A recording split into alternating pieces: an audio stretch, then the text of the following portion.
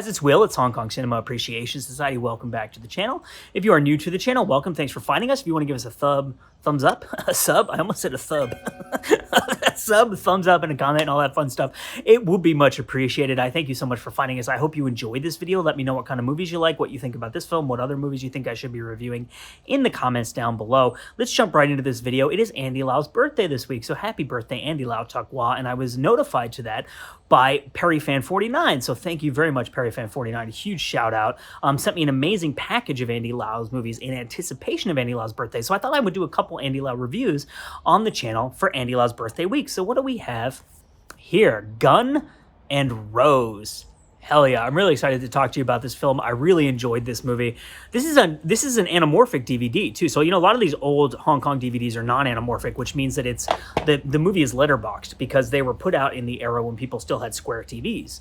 And so they would letterbox the format so that it wouldn't adjust to the dimensions of the television. And so this one is anamorphic, so it plays like a Blu-ray would play on your TV. It looks like for a DVD, this looked fantastic, and I'm very, very happy with this release. So if you're looking for this film and you find this release, I would say go for it. It's a really great, and the same for A Taste of Killing and Romance, which I'm also reviewing this week. This is a non-anamorphic, so this is letterbox, like picture within a picture kind of thing. But it looks really good. I have a pretty big TV. It's like 59 inches, I think. So on that TV, it looked totally fine because even though it's a box within a box, it's still pretty large within the screen. So this film was released in 1992. It's directed by Clarence Falk, who directed Naked Killer, which is probably what he's most famous for. He also directed Special ID with Donnie Yen, which is, I think, came out maybe like 9-10 years ago. It's a relatively recent film. And so it stars Alan Tang. It stars Andy Lau, obviously, who you can see right here. The cast for this movie is incredible, and the performances are fantastic across the board. This is Leon Lai right here. Simon Yam is in this film. Monica Chan is in this film. Loretta Lee is in this film. Carrie Ng is in this film. Bowie Lam is in this film. This film is batshit insane. That is the best way I can describe it to you in a classic Hong Kong way. It's a riff on A Better Tomorrow. There's no denying that. And as you know, I'm a huge fan of A Better Tomorrow. And like a movie like My Heart Is That Eternal Rose is another riff on A Better Tomorrow, which is also a favorite Hong Kong film of mine. So like, I don't mind that these films are riffs on each other. I think it's really interesting to kind of see the way that that works when cinematic trends arise. But you very much have the thing of like in A Better Tomorrow, you have like, you know, the Wei Sei Lee character, the Chow Yun Fat character, and the T Lung character, and they're like this group of criminals together, and then stuff happens, and alliances change, and people die, and you know, some people go away, and like time passes, the roles of people change within society, like that kind of stuff, and you see very different shades of different characters and different emotions and different conflicts and stuff like that. This is very much kind of riffing on that. This movie actually starts in Taiwan. So the three characters, Bowie Lam and Simon Yam, are biological brothers, and the Alan Tan character is adopted by their dad, who is like this criminal kingpin, and so the three of them work for him. And then the dad is injured, and I think he's going to retire, and so there's kind of like, it's almost like King Lear, like there's a succession war in who's going to take over the criminal empire, and a lot of really dramatic, I'm not going to spoil anything for you, but a lot of really dramatic stuff happens. Some of it is very violent, some of it is very tragic, and you see, it's like Simon Yam's performance, all the performances in this film are fantastic. Simon Yam's performance is incredible, and like you see him going from being kind of like a conflicted character who in a way is a voice of reason, but also has kind of a dark, sinister side to him, to being someone who's really torn apart emotionally by the things he has to do. There's a lot of scenes in this film of characters doing stuff they don't want to do, but they have to do based on their duty and their obligation. And then you see how that affects them emotionally. And then the Simon Yam character turns. It's really interesting to see all these shades of these characters. The Leon Lai character actually owes a life debt to the Simon Yam character. And so he has respect for everyone in the film. And he'll go to a character and be like, I have to kill you if you don't do X, Y, and Z. I don't want to. I respect you.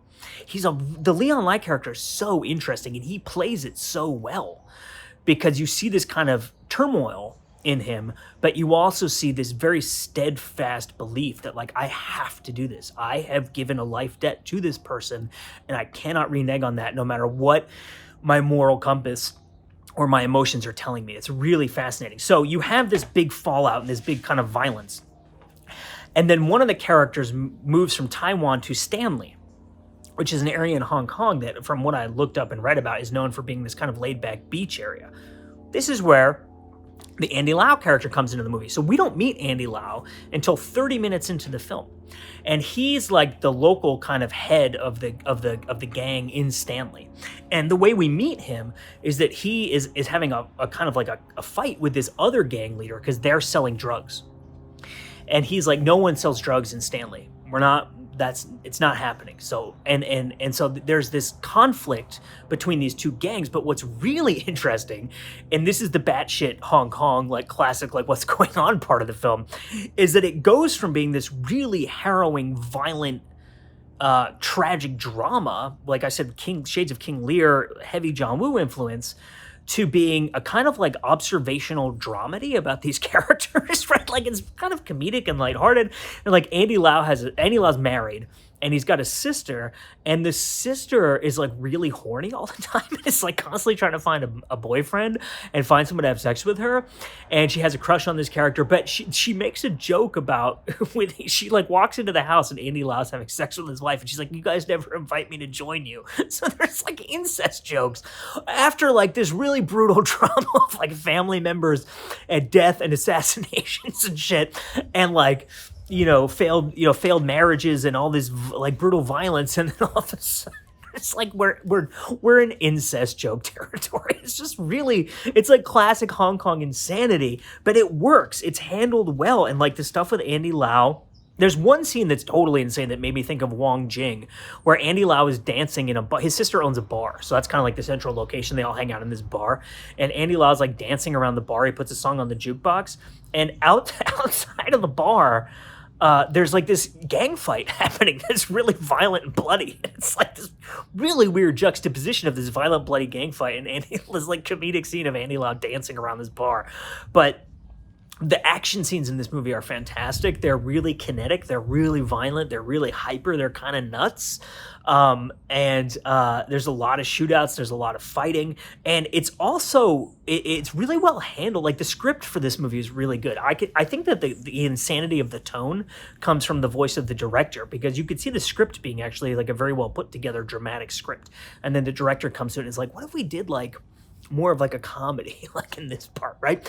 But the way that the stuff that's happening in Stanley connects back to the stuff that was happening in Taiwan, and the way that it brings like the passing of time and the history of these characters into it, and the sense of obligation and duty and moral conflict, like it comes back for the final act of the film. And that it's really well handled at the end. It's very violent, and like the Andy Lau character is kind of incorporated into that instead of just pushed to the side. So it does a good job of keeping everyone involved, keeping all the balls in the air, and returning to its kind of original tone of seriousness and violence. But the action in this movie is like bananas. Like there's one scene where there's an attempted assassination using motorcycles, and there's like decapitations and like machetes. There's lots of gun battles, and like I said, the action is just really well handled. They're really exciting action scenes. The comedy is very silly and fun. The characters are very likable. The performances in this movie, I cannot overemphasize, are fantastic. Andy Lau is great in his role. Alan Tang is really incredible. Alan Tang and Simon Yam especially. Their characters go through these huge transformations that are so well handled, and you see the transformation happening so well that you believe it, that it's not outlandish, that this character is one way in this scene and one way in this other scene. Like it's really well done. And there's a lot of great scenes in this movie, and there's a lot to enjoy. And I think it's only like 95 minutes, it's 99 minutes. So it's a relatively short film.